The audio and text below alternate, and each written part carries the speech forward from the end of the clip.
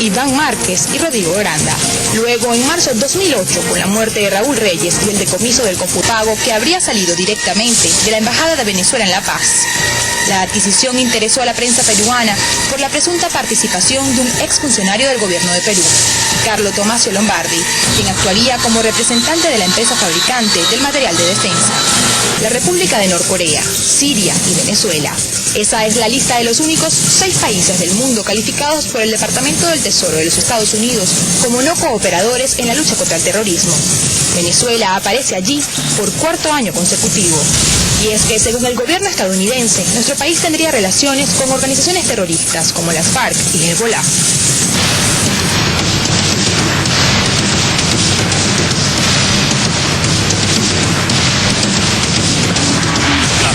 Y el ELN no son ningunos cuerpos terroristas, son ejércitos, verdaderos ejércitos. Son verdaderos ejércitos que ocupan espacio en Colombia, que ocupan un espacio. Hay que darle reconocimiento a las Fuerzas Armadas Revolucionarias de Colombia y al Ejército de Liberación Nacional de Colombia. Son fuerzas insurgentes que tienen un proyecto político, que tienen un proyecto bolivariano, que aquí es respetado,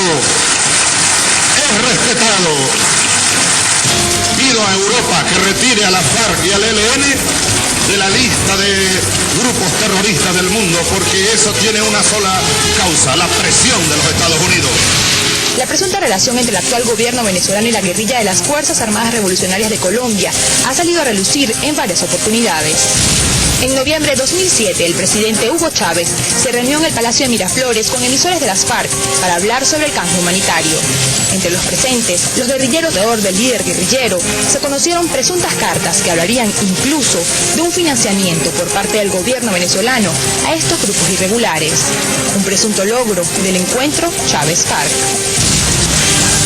Fíjese lo que diría una carta de la guerrilla presuntamente escrita 3 días después de la reunión. El camarada Iván comunicó el 9 lo siguiente: todo salió bien, hay buenas noticias. 12 días después del encuentro entre el presidente Chávez y el enviado de las FARC, una presunta carta se escribía. 20 de noviembre de 2007, una carta firmada por J.E., presuntamente Manuel Marulanda. Dice así: camarada secretariado, lo saludo cordialmente y a la vez para lo siguiente. La información enviada por el camarada Iván Márquez señalando los resultados del encuentro en Venezuela con el presidente Chávez, Piedad y finalmente con Gavino son elementos indispensables de analizar por todo el secretariado con suficiente atención para acertar en la respuesta a lo planteado por los 3 en mención. En mi opinión, el objetivo fundamental consiste en mejorar y consolidar relaciones políticas y de buena vecindad de acuerdo a instrucciones y circunstancias del momento a corto y largo plazo. Complemento al plan estratégico se cumplieron en el aspecto político y económico con el aporte de 300. Faltando esclarecer si es un préstamo o por solidaridad, lo que resuelve un serio problema estratégico en la lucha contra la agresión gringa en cabeza de Uribe y de primera vista da la impresión que el hombre está interesado en aportar a la causa bolivariana de FARC para lograr fortalecer su proyecto geopolítico en varios países. En esas misivas también se hablaría de una relación directa entre funcionarios venezolanos y las FARC. En esta misiva mencionan al general Rangel Silva, ex jefe de la DICIP, y al parlamentario Oreste Desleal. Camarada Manuel, cordial saludo. Luego de su visita a Timo, recibimos por aquí el general Rangel Silva, jefe de la DICIP, y al parlamentario Oreste Desleal, Kiko. Manifestó que su visita estaba debidamente autorizada por Chávez.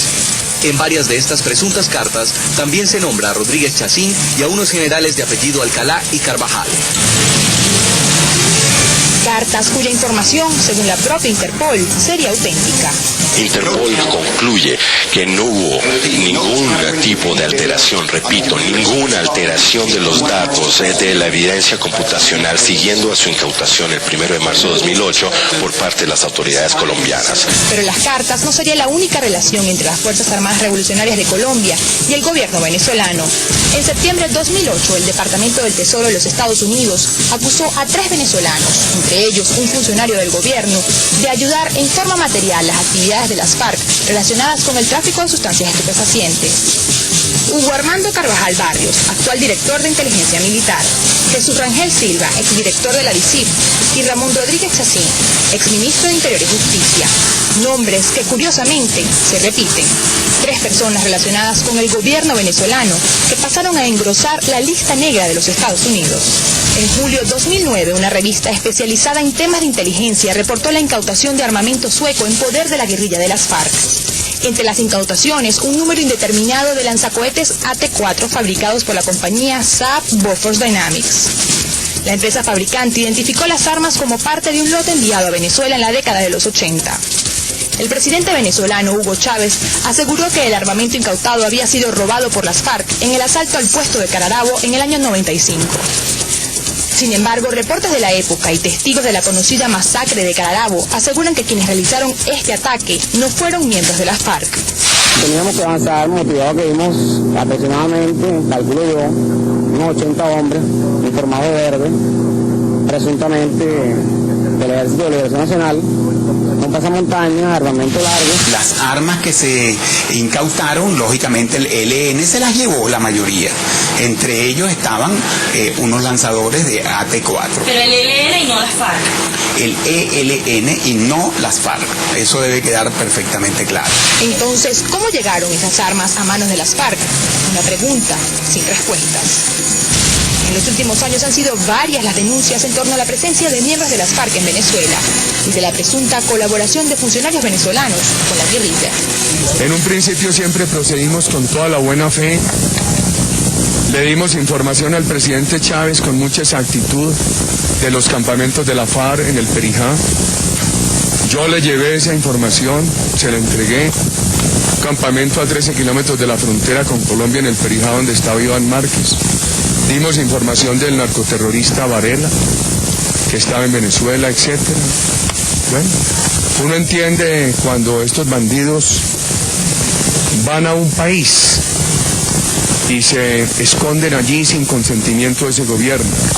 Nuestra preocupación es cuando vemos que tras la posición humanitaria hay una complicidad con el terrorismo de la FARC.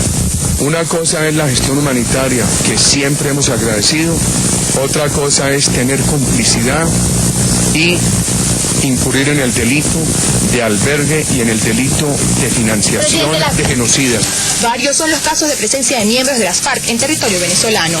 Quizás el más importante, el caso de Rodrigo Granda, conocido como el canciller de las FARC, capturado en Venezuela en diciembre de 2004.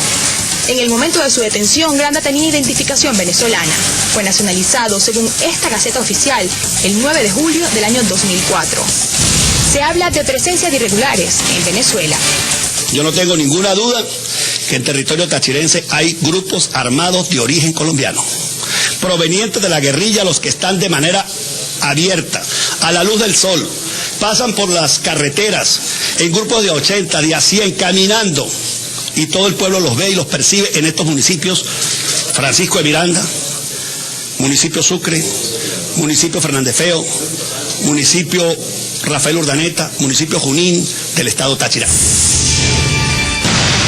Al regreso, denuncias de presencia de Hezbollah en Venezuela. Organización islamista libanesa pro-siria y pro-iraní, que cuenta con un brazo político y otro paramilitar, calificada por los Estados Unidos y otros 6 países del mundo como terrorista. El Departamento del Tesoro de Estados Unidos acusó a 2 venezolanos de formar parte de la red terrorista Hezbollah. Entre los mencionados como supuestos miembros de Hezbollah en el país, un presunto exfuncionario de la Embajada de Venezuela en Siria, Ghazi Nars al-Din, y otro ciudadano identificado como Fauzi Canaan. Al revisar los datos del presunto diplomático venezolano, encontramos que efectivamente está registrado en la Embajada de Venezuela en Damasco, capital de Siria, tal como aparece en la página web del Registro Nacional Electoral. El segundo sujeto, Fauzi Canaan, también está inscrito en el Registro Nacional Electoral. Pero hay más. Según el decreto oficial emitido por el Departamento del Tesoro de los Estados Unidos, el venezolano Fauzi Canaan es propietario de 2 agencias de viajes en la capital del país. Empresas que utilizaría para facilitar viajes de miembros de Hezbollah y que curiosamente tendrían la misma dirección, en pleno centro de Caracas. Globovisión se trasladó al lugar. Al llegar al edificio Santa Isabel, ubicado en la esquina Maderero de la avenida Baral, en Caracas, esto fue lo que encontramos. ¿Usted sabrá dónde queda ubicada la agencia de viajes Biblos? Biblio. Agencia de viajes Biblio, la verdad que no, Biblio no, la verdad que no lo sé. Por aquí queda una y aquí queda otra más. ¿Usted sabe dónde